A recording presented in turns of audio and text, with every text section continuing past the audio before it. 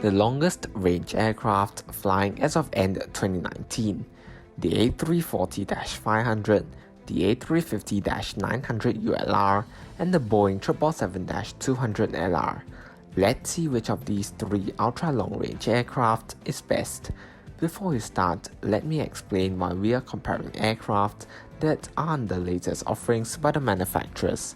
It was first reported by Simply Flying that in its proposal to Qantas for their Project Sunrise, Boeing may have included the 777-200LR due to delays of its newer 777-8, an aircraft set to replace the -200LR.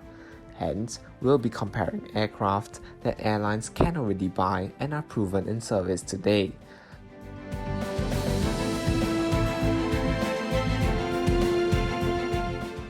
Furthermore, these three aircraft are actually direct competitors, as the A340-500 is replaced with the A350-900 ULR, which in turn has a similar size and range to the 777-200LR. Airlines may want to start flying ultra-long-range routes without having to wait for a new airplane program to reach its delivery date. Furthermore, airlines may not want to deal with potential delays or teething problems that new aircraft types may bring. Hence, let's kick-start this three-way battle, 2 Europeans versus 1 American, to find out which is the best ultra-long-range aircraft that's flying today.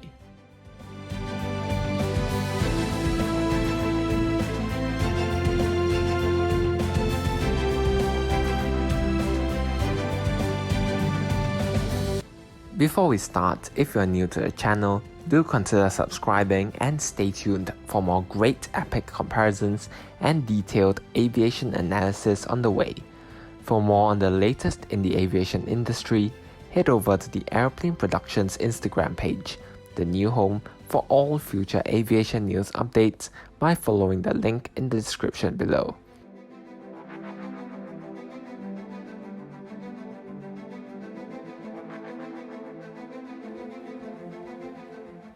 By the way, the Airplane Productions is constantly searching for new video ideas, and besides the typical aviation analysis and epic comparisons, of which there are many more on the way, you may have noticed that I started using more plane spotting videos from my second channel, the Aviation Flyer channel. Sometimes we should take a step back, enjoy and indulge in the power and beauty of aviation. Would you be interested to see more pure plane spotting videos? And would it go well with the detailed aviation analysis and epic comparisons? Or would you rather see more of those rather than plane spotting? Do vote in the poll, which should pop out now, or comment in the comments box below. I would really appreciate your honest opinion. Alright, let's kickstart this epic three-way battle.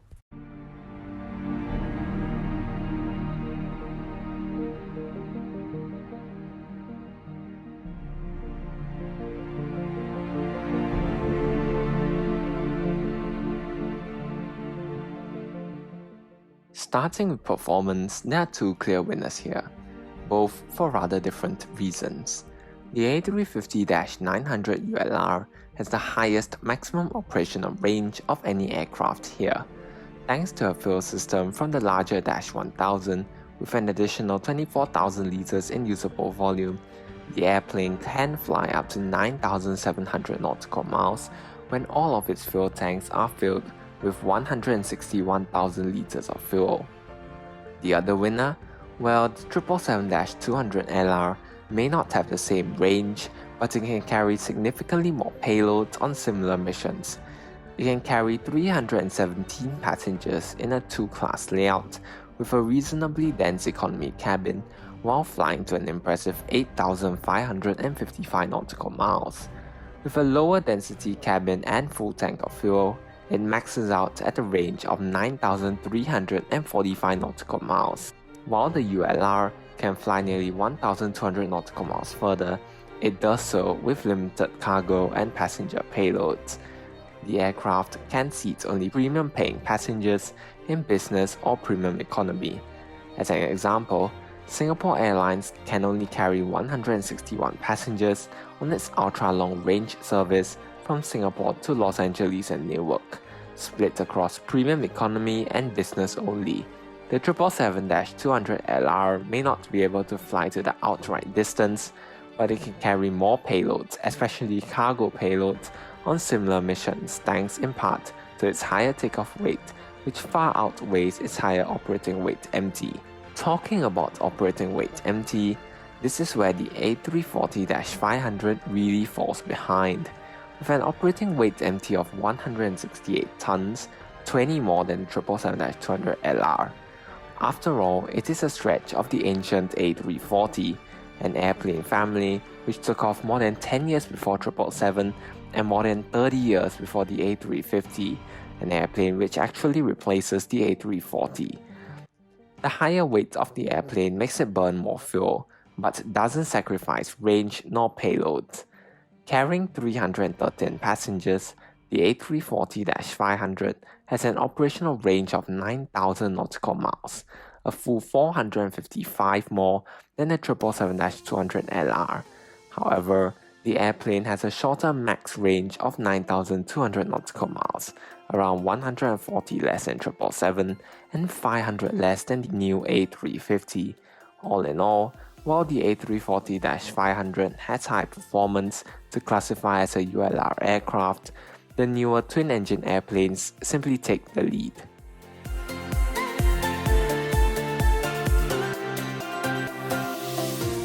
In terms of engines, all three aircraft use very different engines. The A340-500 has four Rolls-Royce Trent 500 engines, producing up to 60,000 pounds of thrust.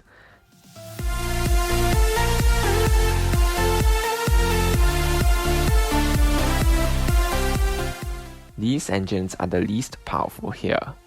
The most powerful? Well, that would go to the GE90-115B engines powering the 777-200LR, producing 110,000 pounds of thrust. The most fuel-efficient and quietest engine of the bunch is the Rolls-Royce Trent XWB engines powering the A350 XWB. With its new high bypass ratios and all the latest technologies, this engine burns at least 10% less fuel than the GE90. However, it does produce less thrust at 84,000 pounds of thrust for the Trent XWB 84 derivative powering the ULR.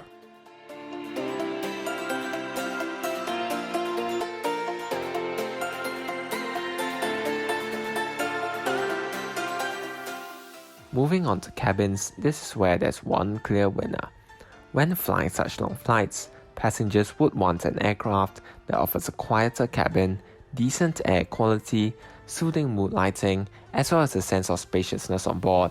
And of all these three, the A350 offers all of that in abundance with its airspace cabin. For one, it has the lowest cabin altitude and highest cabin pressure of 6,000 feet, compared to above 7,500 for the older two.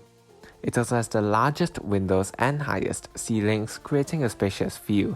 It's also the quietest wide-body twin flying today and has the most moist air of all these three airplanes. The A350 simply has the best cabin of any wide-body twin. The other two aircraft have average cabins. The A340, similar to A350, features 18-inch wide seats in a much-loved 8-abreast configuration. However, it has the narrowest fuselage and feels the least spacious, with its smaller windows and lower ceilings. The 777-200LR has a decent cabin overall. It features Boeing's older generation of Sky interior, though still has sculpted overhead bins and optional mood lighting, which adds to a spacious view. Though the A350 does get mood lighting standard, with larger overhead bins and an even more spacious view. The 777-200LR does however have the worst economy seats, with a seat width of only 17 inches due to its 10-abreast layout, which is a standard configuration on 777s. All in all, the A350 wins hands down and is the passenger-preferred ultra-long-range twin.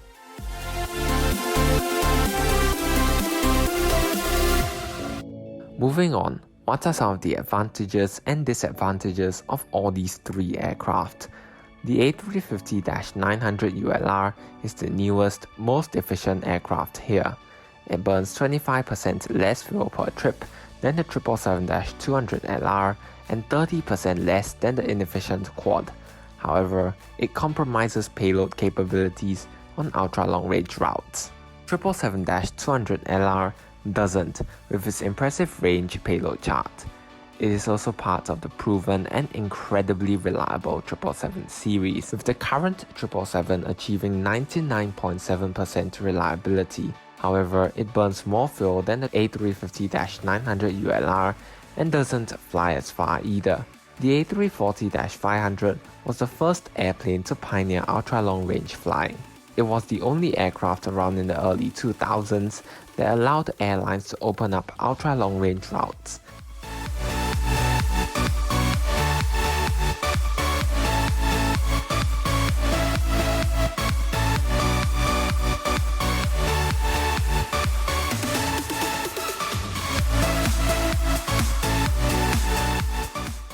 As an example, Singapore Airlines utilized the aircraft on their non-stop Singapore to Newark route.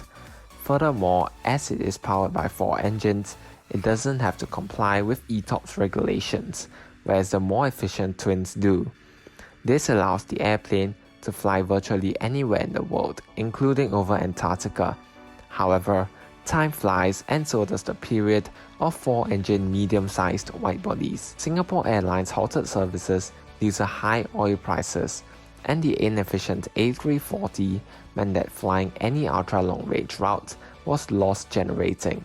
Singapore took the opportunity to trade these 5 older A340-500s into Airbus and placed orders for 7 of the A340 successor, the newest A350.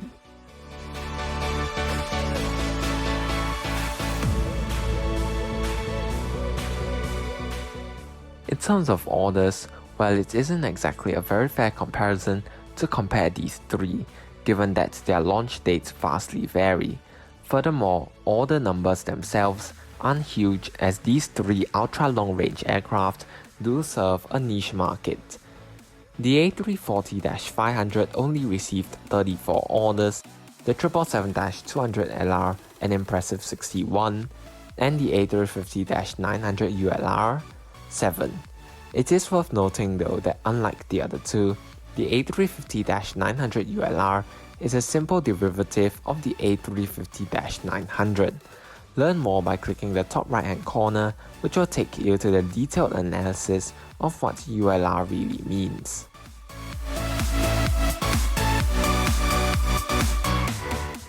So overall, if an airline were to purchase today's aircraft to fly their ultra-long-range routes, which would be the best? Well, with its proven reliability and usable payloads, the 777-200LR is probably most suitable for most airlines. However, for airlines which want to push the boundaries of range with longer and longer flights, the A350-900ULR does have the most range. In my opinion, both airplanes are great with their unique points, and it's really close between the two, though the lower trip and seat costs of A350 are obviously advantages in its favour.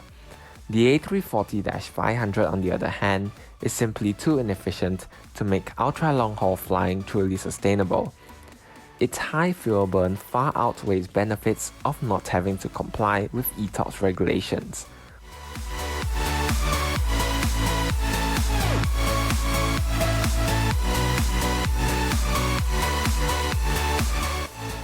All in all, the newer twin jets take the lead and are better options for airlines today.